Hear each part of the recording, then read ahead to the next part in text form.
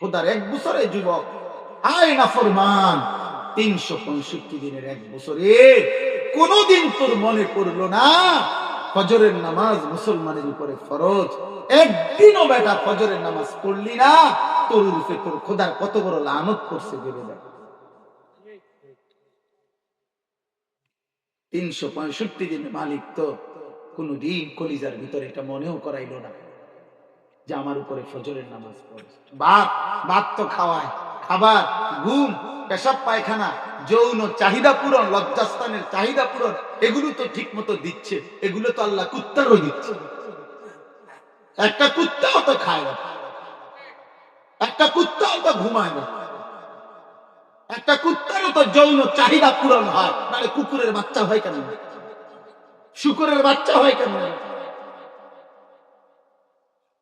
জীবন মানে পেশাব পায়খানা, জীবন মানে ভাত মাছ, জীবন মানে ঘুম, জীবন মানে লজ্জাস্থানের চাহিদা পূরণ।